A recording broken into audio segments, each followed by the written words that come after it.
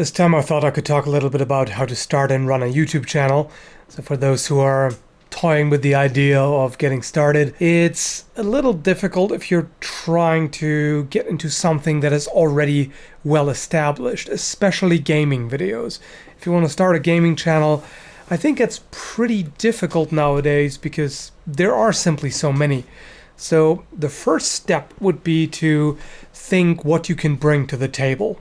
I mean, everybody has their own skills and knowledge and ability to entertain and a certain type of personality and all of that. Or maybe you're just passionate about it. Maybe there's something that you feel strongly about that you really enjoy and you want to share with others. Things like that. So these are all reasons to start something. And if there are already plenty of people who have done it before, there may still be something unique that you can bring up, like, be it personality or a particular approach to something. So it doesn't, even though it's good to find a unique theme.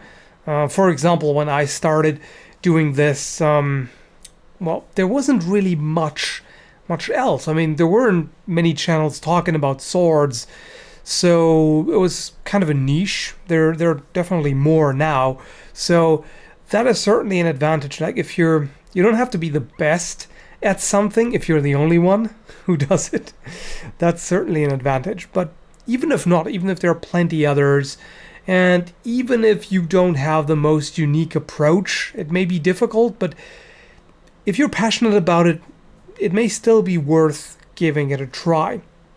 And one of the most important things, in my opinion, is to be consistent. Stick to it. If you just start out with a fresh channel, it's not going to get a lot of views at first. It's going to be difficult to build up momentum, and it may take years. In my case, it took about 6 years before the channel finally started getting somewhere. Just come up with some kind of schedule so that people know what to expect. Like, say, for example, you upload twice a week or once every week or whatever. Personally, I upload every other day, but whatever kind of schedule you have, it doesn't have to be that terribly often, as long as you do it regularly. So, because it's generally a little difficult if you, for example, you upload and then there's like 3 months in between, and then you upload 3 videos in a day. That's probably not going to work too well. And there is such a thing as uploading too many videos, because apparently YouTube automatically changes what it displays in your subscriptions. If you don't watch a lot of videos from somebody in your subscriptions, then they may eventually not appear anymore. Like, if, for example, there are 10 videos in your subscriptions and you don't watch any of them, or you watch one of them, it calculates the ratio, and then eventually you may not see those videos anymore, even though you're still subscribed to that person's channel. So on the other hand, if you pump out like 10 videos within 3 days or something, then people are not gonna watch all that many of them, so they may eventually see fewer of your videos. So some people get away with it. Some people do upload like 2 or 3 videos a day, which is a lot, and for some it works, but there is this drawback. There is such a thing as too much. And if you're starting out, you should invest into video equipment. So you should set aside a certain budget for that. As far as the camera is concerned, you don't have to have the highest quality. You don't have to invest like $1,800 like this camera here. What I'm using is a Panasonic GH4. It's a fairly high-end camera, and it's really damn good if you know how to operate it properly, which in the beginning you most likely are not going to unless you've taken courses or something. So in the beginning you're not going to get the bang for the buck, so to speak, because you won't know how to operate it at its best. You will learn it eventually, but at the beginning you can start out with something smaller. Nowadays, even phones have decent video quality. It's not like back in 2007 where some people had potatoes and they recorded with those, and that didn't turn out so well because you couldn't see what the heck was even going on in the video. So nowadays most cameras are at least okay, so you don't have to worry that much about it. Audio is more of a concern because most video cameras onboard audio is pretty bad, and there are some really good microphones. If you do things mainly sitting at your desk, for example, or especially if it's gaming videos, or if it's videos like this, you're just talking, then what I'm using here, the Blue Yeti, I'm just gonna bring it into the. No, I can't move it close enough. The Blue Yeti is a really good choice. A lot of people use it. It's comparatively affordable. It gives you really high quality audio. The only drawback is it's USB only. So you can only use it, connected to your computer or laptop or whatever you have. You can't plug it into a camera. For that, shotgun mics are really good. I'm probably just gonna post a few links down below in the video description to some equipment that I would personally recommend that I have experience with. But there are plenty of other options. You can always look up guides and reviews and such. So audio in general is fairly important. It's more important than you may think. Other really essential video gear is lighting. If you record mainly outdoors, not a problem because daylight is plenty. But inside, it's very easy to underestimate just how much light you need. You need a lot. So in case of an automatic camera where you cannot set the aperture size and shutter speed yourself, it generally ends up being, if the light is too low, it ends up cranking up the ISO. And that means that the video is going to be grainy, which really doesn't look good at all. So you can get on Amazon, for example, you can get kits. There's, for example, a green screen kit where you get the green cloth and you get several stands with lights and the white cover and reflectors and all of that. You can also make that stuff yourself. There are pretty good guides online, so you can. If you like to tinker with stuff, you can go to the hardware store and pick up some supplies and just build stuff yourself for pretty little money. There are camera lenses that deal really well with low light, like the one I'm using right now. The thing is, in that case, you have to increase the aperture so it lets in more light, which means a lower aperture value, which is a little counterintuitive. But right now I have it set to either 2.2 or 2.0. This one goes down to 1.5 or 6, I think it was. So that deals pretty well with low light. The only thing is it makes the background really blurry, which in a way is good. It makes the video generally look a bit more professional because then there is more focus on the thing that's in the background, in the foreground, of course. But sometimes it can be a little too extreme. If the background is just this blur of colors, it can look, in some cases, it can look bad. But so let's move on to the next thing, which is software. So editing software, there are some free options. I started out using Windows Movie Maker, which is free, and it works if you don't have anything else. The issue that I had with it was that you couldn't edit audio. And I don't know if that's still the case. I haven't used Movie Maker in many years, so it might do that by now. But problem was back then I couldn't boost the levels, so the audio was generally a bit low. And just telling people to crank up their speakers or headphones is not a good thing. So you have to be able to increase the volume ideally. Again, I don't know if Movie Maker does that nowadays, but there are there's other software, there are other free alternatives. Again, I can just leave a link down below. And as far as paid software is concerned, personally, I think it's worth it to invest money into it if you are planning to do this professionally or semi-professionally. I know they're expensive. They can be anywhere from $150 or $200 to $1,000.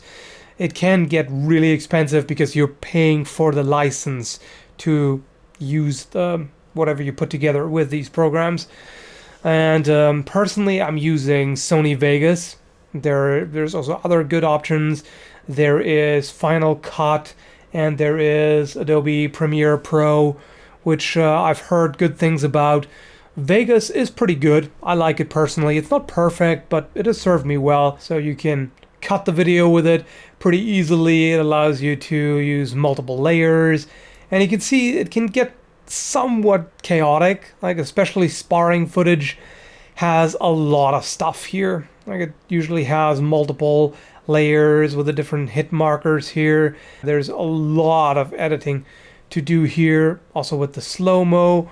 Let's see, where is... Yeah, you can see the slow-mo. You can recognize that by this jagged line here. This allows you to do slow-mo in various ways. There is one also really neat feature here. If you go on the audio wave, right click, go on properties, click lock to stretch. If you want to leave the audio in the slow-mo footage, this here makes it sound much better, because then you don't have this weird metallic sound. So that's a really good tip that actually somebody gave me in the comments on YouTube, which was really awesome. I didn't know about that before, so it's extremely useful. For audio editing, I personally like to use Adobe Audition. It has got all kinds of features, so it offers more than I can use because I'm not that knowledgeable about audio editing. I just know some basics. There's one really good tip that I want to share with you if you have Audition or maybe another software that can do the same thing. A super useful effect that I use all the time is hard limiter. So it's under effects, amplitude and compression, and then hard limiter. So what that allows you to do is to boost the volume by a certain amount in decibels, and at the same time it lets you set a certain value where it cuts off. So personally I set it to -6. That's a pretty standard value. If you do that, you can even it out. Like unless you're used to keeping your voice at a very even level, like if you had speech training, then it's going to go up and down. Like the way we naturally talk, you get louder and quieter and louder and quieter. And some noises, of course, as well. Or if there's something in the background, if there's some quieter noise that you want to bring out, then you can use this to boost all of that while still keeping it at no more than a certain maximum. Because if you were to just boost all of the volume, it starts to get into a way too loud level where it clips and then it distorts and it sounds absolutely horrible. So you can avoid that way. But I don't want to go too much into detail. This is already going to be a very long video because I'm basically talking about everything. So another thing, if you set up your channel and you're putting stuff out and comments start rolling in and you start to interact with people, personally I think it's important to try to interact with people as much as possible, which at first is going to be really easy because you're not going to get that many comments. If you're at a certain level, you're going to be just flooded and just buried in comments, and it's not going to be possible. As the channel picks up momentum and gains more and more views and subscribers, there comes a point where you have to realize that it's impossible to try to read all of them. It's just physically not feasible. The day doesn't have that many hours, and I know it's difficult at first. I found it really difficult to actually allow myself to not read everything because I was trying to for quite a while and it just wasn't possible. So you have to just eventually scroll through, learn to just kind of skim over them, try to judge what is higher priority to reply to, and eventually it just becomes a game of chance, pretty much. You just scroll through it, pick this one. Just, okay, this one, yeah, good comment, reply to it, move on, scroll further. And yeah, it's really all you can do. But it's still good to at least occasionally reply to people. It's kind of frustrating to realize that chances are there will be people, and probably quite a few people, that you will never reply to ever. They will always fall through the cracks because it's just not possible. There are too many. And it must be frustrating for them, especially, but that's just the nature of things. But you can at least try to keep up halfway. The other thing is dealing with negative feedback. That's going to come up inevitably because it doesn't matter what you do, somebody is going to hate you for it. It's just a fact. And so at first, it may be difficult to deal with because especially at first when you get mainly positive feedback, and then the haters start coming out of the woodworks. I mean, not all of them are haters, quote unquote. Some are just people who misunderstand what you're doing or have gotten a wrong impression of you in any way, and then it leads to, well, the usual crap on the internet. One thing that I find helpful is when you get something like that, take a look at it, look for arguments. Are there any actual arguments? Is there somebody saying, this sucks because this and that? Your mistake was this, you're wrong about this because, reason one, reason two. If they actually argue, then it's useful to listen to that. Try to figure out, are those valid objections? If yes, what can I improve? Because there is a lot to be learned from constructive criticism, no doubt about it. You should never be that person who just goes, oh, you say something negative, fuck you. No, you're not perfect, you're not above everybody else. It's just, it does pay off to pay attention. However, there are also just, douche nozzles who don't have anything to contribute. And in that case, you have to ask yourself, if that person had left that comment on somebody else's channel, say a friend of yours, would you say that your friend sucks because they say so? No? Then you shouldn't think negatively about yourself either, just because somebody left that comment. So that is generally helpful also in real life. If somebody bullies you or talks crap about you, instead of taking it to heart, you can just think, so if they talked about a friend of yours like that, you would tell them to fuck right off, right? Because they are an idiot and they don't have a point, they don't have any arguments, they're just being belligerent for no reason, and that's it. So that's really a good way of dealing with that. That also prevents you from becoming one of those self-important, egomaniacal people who never make a mistake and who are perfect in their own mind and all of that. So, yeah. And finally, one more thing. You may want to consider joining a network after a while when your channel has picked up the pace, because they can help you with various things. Personally, I see it as kind of an insurance.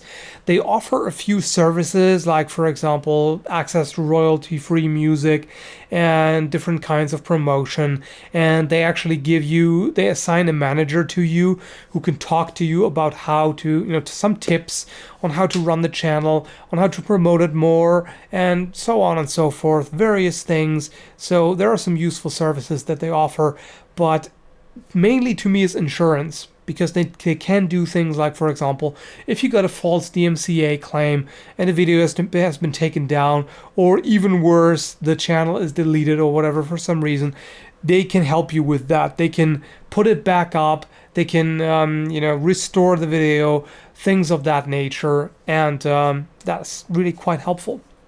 You get a lot more support that way. Downside is they take a certain amount of the revenue that you make. Personally, I'm with Fullscreen. That network starts you out with 75-25 split, so they take 25% of everything you earn, which may seem like quite a bit, and yes, it is. At this point, I'm at 85-15. When they take 15%, I find that a lot more reasonable. There are also other networks that have different rates, so it pays to compare them and also ask people what their experiences with them are, and so on and so forth. So, it may be tempting to just say, nope, screw that, I want to keep all the money I make, which is perfectly understandable. But as I said, to me personally, it's an insurance. You get some more things that otherwise you may be left out alone in the rain, so to speak. And yeah, again, I can leave a link if you want to check that out. And I've talked enough. Now this video is probably pretty long. I hope it helps people who are thinking about starting a channel or who already have one, who are looking for more tips. And maybe you're just bored. You just wanted to listen to somebody talk. And by the way, that's a perfectly valid reason to start a channel.